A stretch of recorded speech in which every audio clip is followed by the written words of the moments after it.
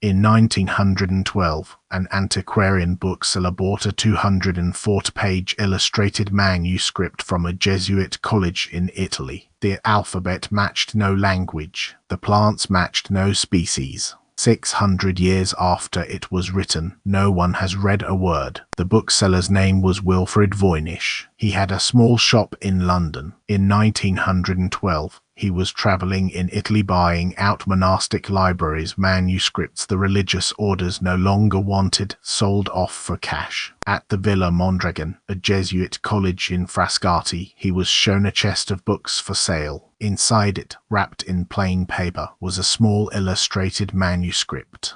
Vellum pages, crabbed handwriting in an alphabet he did not recognize. Faded color illustrations of plants, of women bathing in green pools, of unfamiliar astronomical diagrams. He bought it. He spent the rest of his life trying to find someone who could read it. He died in 1930. Nobody could.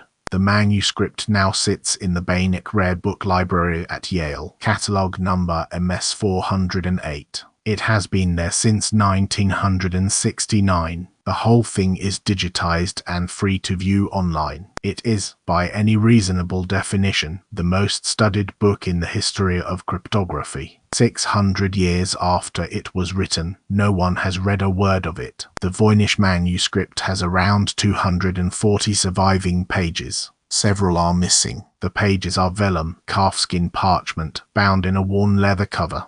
Scholars divide the contents into 6 sections. The longest is the botanical section, page after page of detailed plant illustrations, roots, stems, flowers, leaves, each plant accompanied by a paragraph of the unreadable text. The plants are drawn with the visual care of someone who has actually looked at plants. They also do not match any known species. A few have been tentatively identified by individual researchers as American sunflowers or Old World herbs. Most have not. Then the astronomical section, zodiac wheels, star charts, what appear to be calendar pages. The biological section is the strangest. Dozens of small naked figures bathing in interconnected pools of green liquid, linked by tubes and channels. Modern scholars sometimes call it the balneological section. Nobody knows what it depicts. The cosmological foldouts, multi-page spreads with concentric circles, diagrams, more text. The pharmaceutical section, jars, plant fragments, what may be recipes. And a final recipes section, short paragraphs of text, each prefixed by a small star. 6 sections, hundreds of illustrations, tens of thousands of words, all of them in the same unreadable script.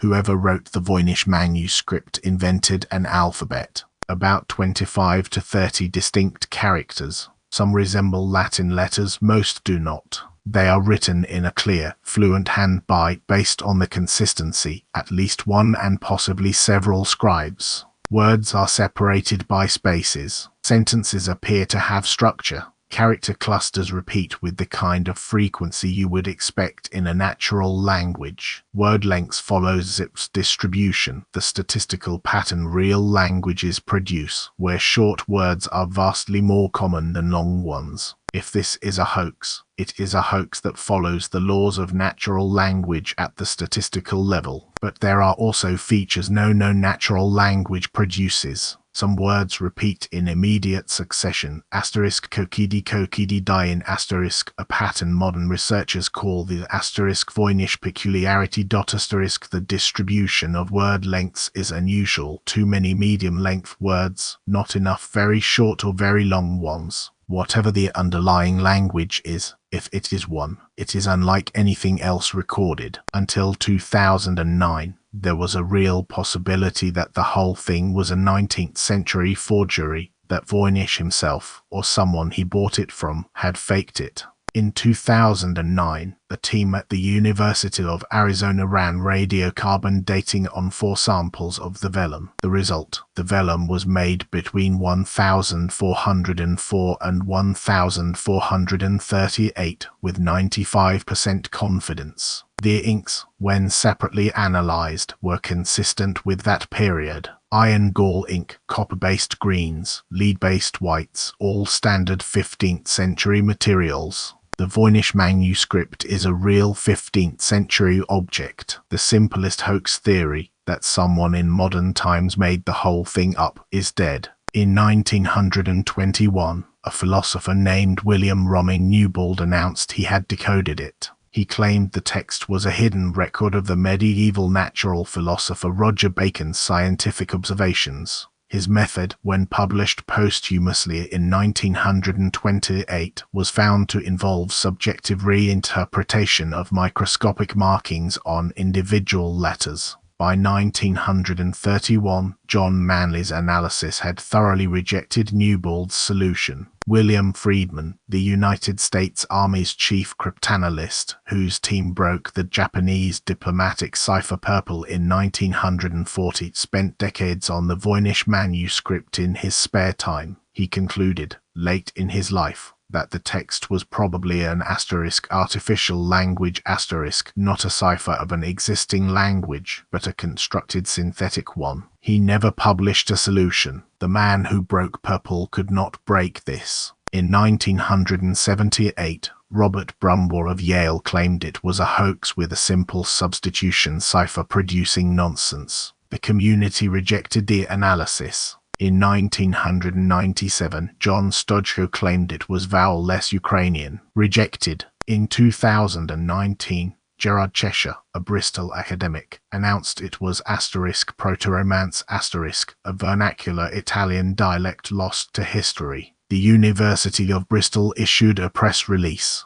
Linguists and Voynich researchers rejected the analysis within days. The University of Bristol withdrew its press release. Every claimed solution to the Voynich manuscript, from 1921 to today, has failed under peer review. In the last decade, machine learning approaches have multiplied. Researchers have applied modern statistical analysis, neural network language detection, and stylometric tools to the manuscript. Several groups have produced statistical fingerprints suggesting the underlying language might be, at various times, Hebrew, Arabic, a vowel-suppressed Semitic language, or a constructed synthetic language. None of these results have produced a *readable translation. The pattern of every announced solution is the same. A claim, a press cycle, a peer review failure within months. The manuscript resists everything thrown at it. 2 possibilities remain. Possibility 1: the Voynich manuscript is a cipher. Some natural language, Latin, Hebrew, an Italian dialect, something else, has been encoded by a method elaborate enough to defeat 600 years of cryptographers, including Friedman. Possibility 2: the Voynich manuscript is not a cipher of any natural language. It is either a constructed synthetic language designed by its author, or it is a glossolalia fluent, structured pseudo-language produced without semantic content, in the way some psychiatric conditions or some linguistic disorders can produce. The first possibility requires a 15th century cipher genius working alone, producing a method that has so far been beyond every modern cryptographer. The second possibility requires that someone in the 15th century filled 240 pages with structured but meaningless writing, alongside hundreds of illustrations of unidentifiable plants and bathing women, in a hand consistent enough to suggest a single sustained project. Both possibilities are strange. Neither has been proven. The book sits in a climate-controlled vault in New Haven. Yale has digitized every page. You can look at it on your phone for free. Researchers can examine the original by appointment.